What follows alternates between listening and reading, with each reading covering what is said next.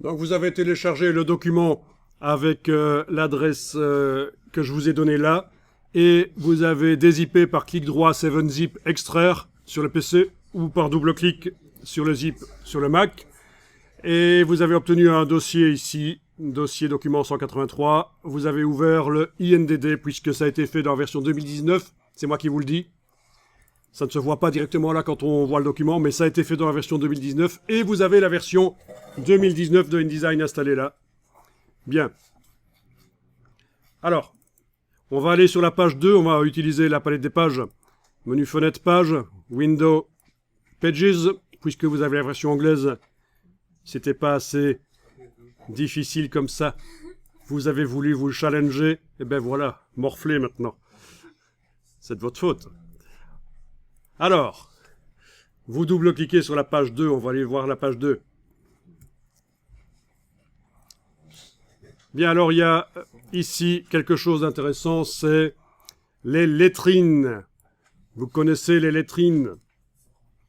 Donc, on a deux types de lettrines ici. Une lettrine qui est déjà plus évoluée que ce que la plupart des utilisateurs dans InDesign font, parce qu'elle déborde par le haut. La lettrine de la page 2.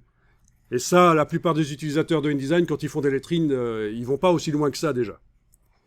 Et ça, c'est sur la page 2. Vous avez sur la page 3, la page de droite, forcément, une autre lettrine qui, elle, va plus loin au niveau du réglage dans InDesign. Il y a eu des opérations qui ont été faites pour faire en sorte que la lettrine déborde par le haut, mais également on puisse la faire déborder par la gauche, en dehors du bloc.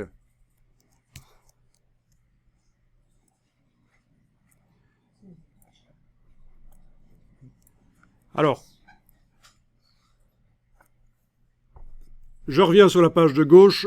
Les lettrines, là, on a une grande lettrine qui va pouvoir être utilisée, par exemple, dans un magazine en début d'article, parce que ça agrémente, c'est graphique, une lettrine. On peut changer aussi la police. La police peut être différente du reste du texte. On va faire le test. Une grande lettrine qui peut se mettre en début d'article. Vous avez une plus petite lettrine qui va, au fur et à mesure des paragraphes de l'article, sur certains paragraphes, apparaître pour quand on change un peu de sujet, par exemple. Ok, on parle d'un sujet, mais on arrive à un point pivot du sujet, du contenu, et on va pouvoir mettre une petite lettrine. Ce n'est pas un début d'article, mais c'est... Comme ça segmente un peu l'article visuellement. Ici, la petite lettrine a été mise sur le deuxième paragraphe qui suit. C'est foireux visuellement. Le document ici est un document qui est en train d'être mis au point. Les styles, comme ça, vous allez l'utiliser pour faire un document plus sérieux à un certain moment.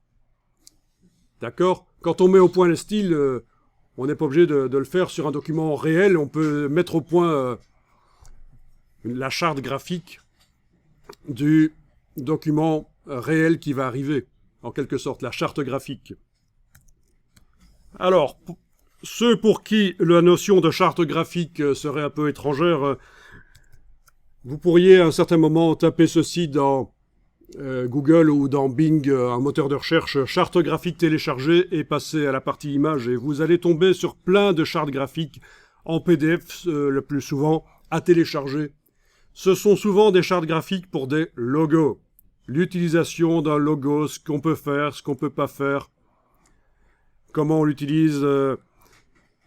Mais il y a aussi des chartes graphiques pour des brochures, des magazines. Évidemment, là, c'est beaucoup plus compliqué à mettre en œuvre et souvent, ça ne se diffuse pas. Vous entendez souvent parler, tiens, tel journal change de format, il y a une nouvelle charte graphique, ça veut dire que le type de papier va changer, le format du journal va changer, je veux dire le format, la dimension des pages. Le nombre de pages, la manière de mettre en page les choses va changer. Tout ça, ça s'est travaillé. C'est des agences de publicité, des gens spécialisés, ou peut-être en interne aussi dans le cas d'un journal, qui ont travaillé sur la charte graphique. Voilà, et donc tout ça pour vous dire que le document ici est en quelque sorte un document qui est mis au point petit à petit. D'ailleurs, vous le connaissez, ce document. C'est un document qui, à l'origine, vous avez travaillé dessus précédemment, il était avec des pages A4 horizontales. Et finalement, on se retrouve ici, menu fichier, format de document. On se retrouve avec un format lettre verticale. 215 sur 279, c'est pas vraiment de l'A4 horizontale, ça. Donc c'est une adaptation d'un document existant et InDesign peut vous aider quand vous devez passer d'un format à un autre fichier, fichier ajuster la mise en page juste en dessous de format de document. C'est par là qu'on peut transformer un document d'un format à l'autre. Vous savez que l'approche ici, vu qu'on n'a pas des centaines d'heures et que InDesign c'est quand même complexe à apprendre, on n'a pas des centaines d'heures pour vous apprendre InDesign. L'approche ici, c'est de vous fournir un document existant ou que vous puissiez trouver ailleurs. Ça se vend d'ailleurs sur le web, des documents existants InDesign et les modifier avec vos propres contenus, et vos propres images, vos propres textes. Et peut-être même aussi modifier le format.